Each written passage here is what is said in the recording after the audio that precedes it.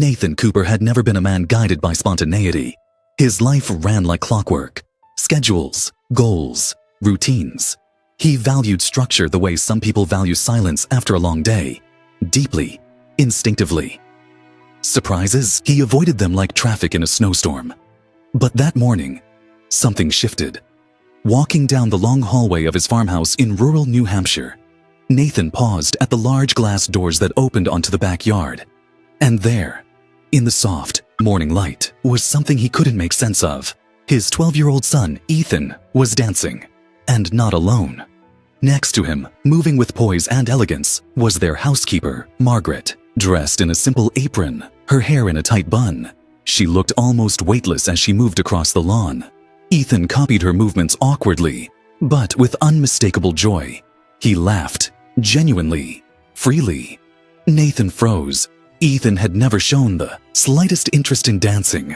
Since his mother passed away, he had buried himself in science books and quiet corners. Timid, withdrawn.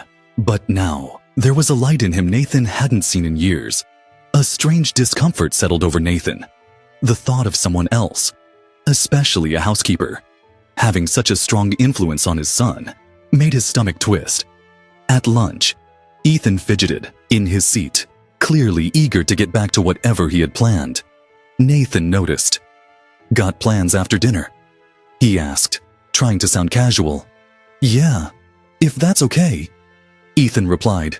"Dancing?" "Yeah." Nathan didn't say another word, but he already knew what he had to do.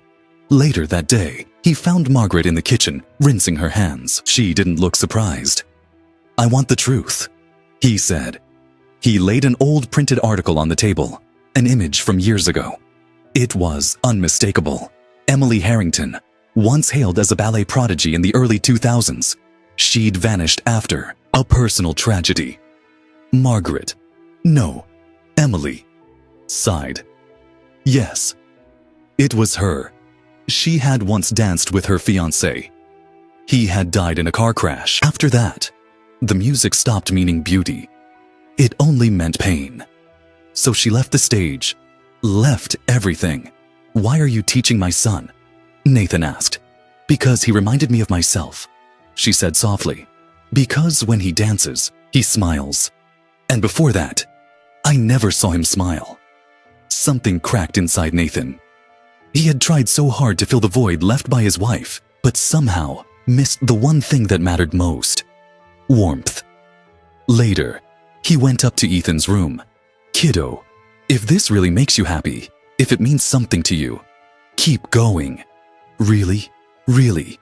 So the lessons continued. At first, Nathan watched from a distance, guarded. But as the days passed, he began to see it. This wasn't just a pastime. It was becoming part of who Ethan was. Then came the next step. Ethan wanted to compete in a youth dance competition in Boston. Nathan hesitated. He knew how failure could sting, and he worried. But then he remembered his late wife. She used to say, "Let him find his own steps. Even if he falls, you'll be there to help him up." The night before the competition, Nathan sat beside Ethan. "Go out there. Show them what you've got." Ethan didn't win, but he earned a special award. Best Artistic Performance. He didn't cry. He didn't collapse. He walked out stronger than he'd gone in. And for the first time, Nathan realized his son no longer needed to be shielded. After the event, Emily approached him. "I think my part in this is done," she said. "Are you sure you want to leave?" Nathan asked. This was his path. I just helped him find the beginning. Ethan hugged her tightly. "Thank you. I'll never stop dancing." Nathan stood beside his son, watching the sun dip below the horizon, the same backyard where it had all started. "So, what now?" he asked.